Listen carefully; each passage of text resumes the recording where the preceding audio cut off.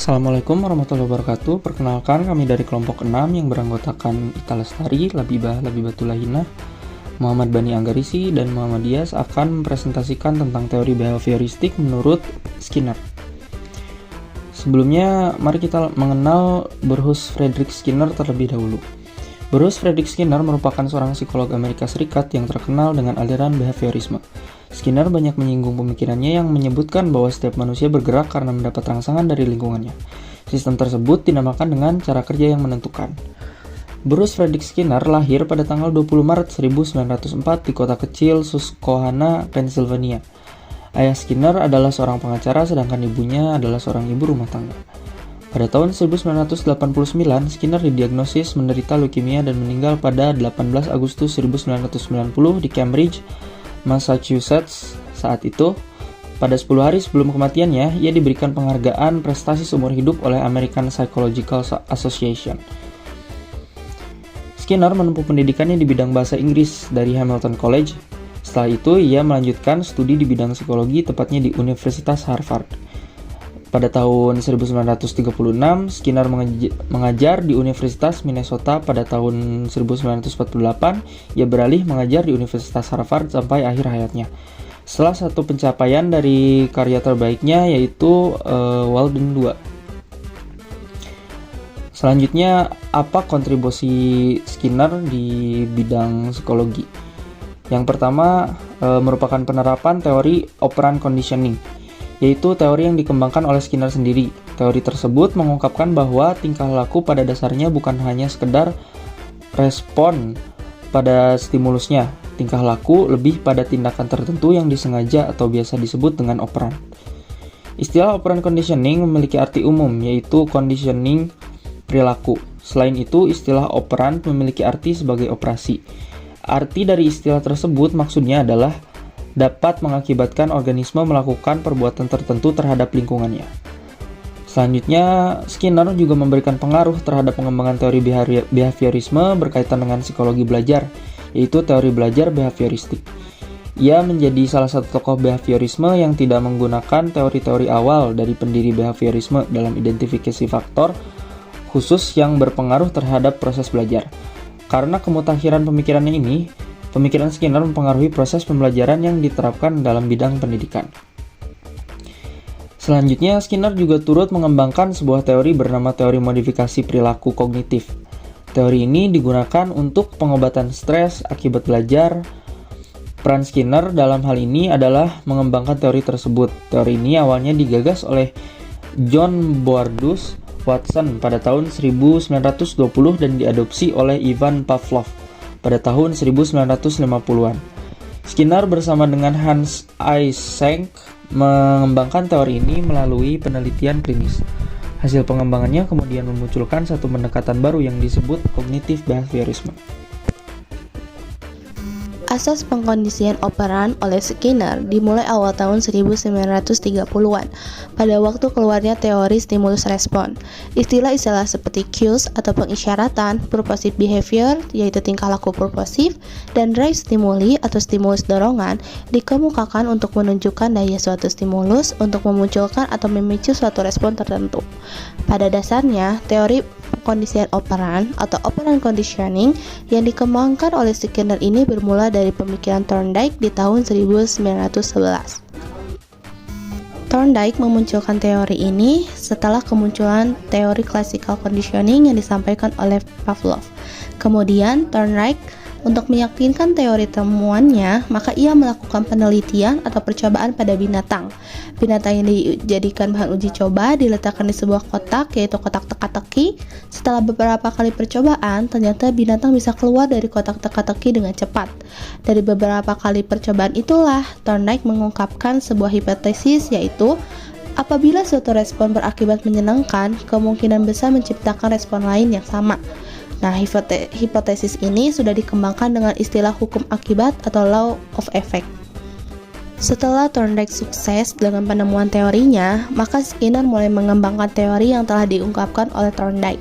Skinner mengembangkan teori pengkondisian operan atau operan conditioning dengan memberikan penguatan ke dalam hukum akibat. Usaha penguatan yang dilakukan oleh Skinner ini berupa tingkah laku yang bisa menguatkan kemungkinan besar akan muncul kembali.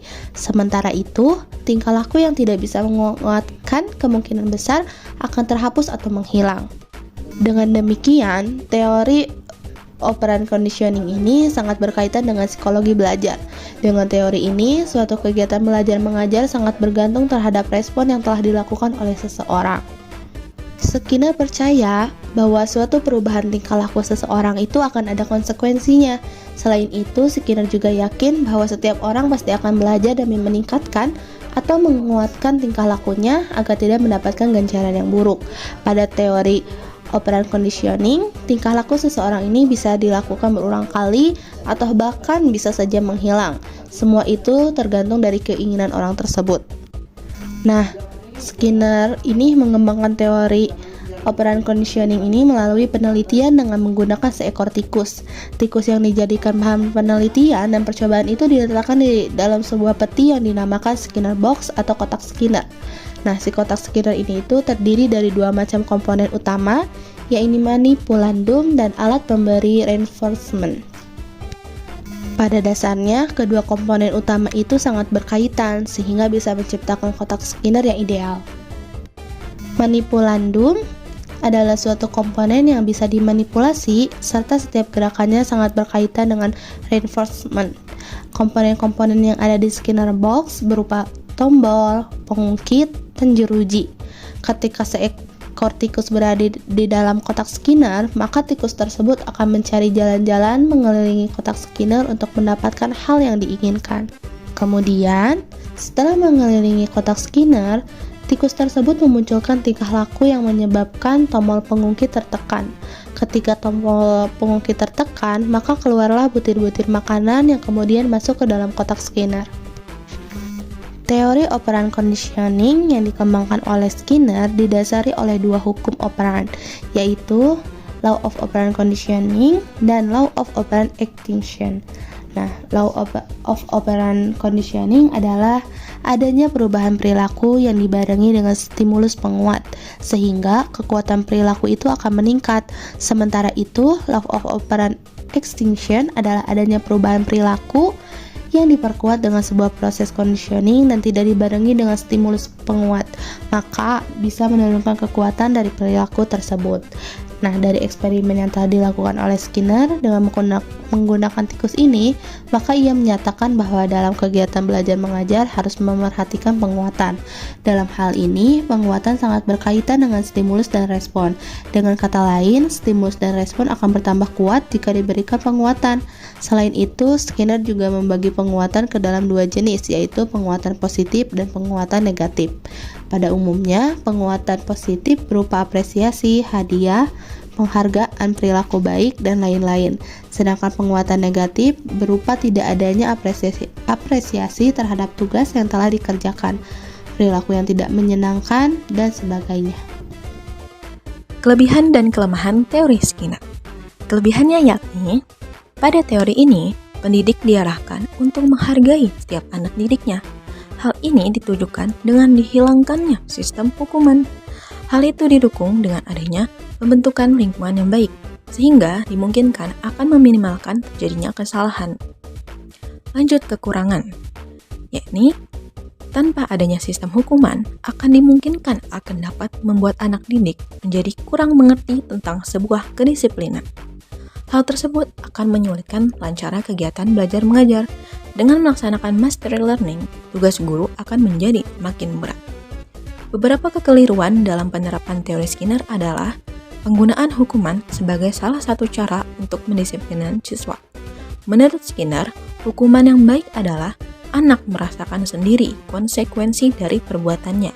Misalnya, anak perlu mengalami sendiri kesalahan dan merasakan akibat dari kesalahan. Penggunaan hukuman verbal maupun fisik seperti kata-kata kasar, ejekan, cubitan, jeweran justru berakibat buruk pada siswa. Selain itu, kesalahan dalam reinforcement positif juga terjadi di dalam situasi pendidikan, seperti penggunaan ranking juara di kelas yang mengharuskan anak menguasai semua mata pelajaran. Sebaliknya, setiap anak diberi penguatan sesuai dengan kemampuan yang diperlihatkan, sehingga dalam satu kelas terdapat banyak penghargaan sesuai dengan prestasi yang ditunjukkan para siswa. Misalnya, penghargaan di bidang bahasa, matematika, fisika, menyanyi, menari, atau olahraga. Penerapan teori Skinner dalam kehidupan sehari-hari. Yang pertama ada reinforcement atau penguatan, yaitu memperkuat perilaku dan memberikan penghargaan pada seseorang. Contohnya dalam kehidupan sehari-hari, ketika di sekolah, guru telah selesai menjelaskan pelajaran. Kemudian guru meminta siswa untuk mengajukan pertanyaan dari materi yang dijelaskan oleh guru. Jika siswa ingin bertanya, guru akan memberikan reward berupa pujian atau hadiah. Yang kedua ada punishment atau hukuman. Adalah menghadirkan atau memberikan sebuah situasi yang tidak menyenangkan atau situasi yang ingin dihindari ketika hal tersebut bertujuan untuk menurunkan tingkah laku.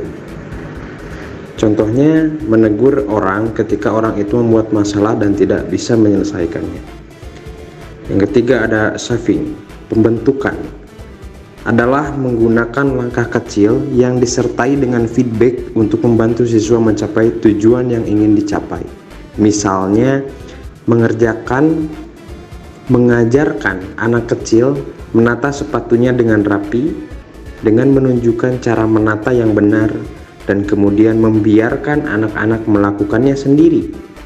Oleh karena itu, sehingga dia bisa melakukan tanpa diajarkan. Yang keempat ada extinction, kepunahan, adalah mengurangi atau menurunkan tingkah laku dengan menarik reinforcement yang menyebabkan perilaku tersebut terjadi. Misalnya, seseorang yang akan membuka pintu ternyata pintu itu terkunci. Pertama kali dia berusaha membuka dengan pelan-pelan sampai akhirnya orang tersebut berusaha membuka pintu dengan menggunakan kaki, ya, dengan juga menggedor pintu dengan keras untuk berapa lama sampai dia merasa frustasi dan marah. Tetapi ketika beberapa lama dia menyadari bahwa pintu itu tetap terkunci, maka ia kemudian pergi meninggalkan pintu itu tetap terkunci.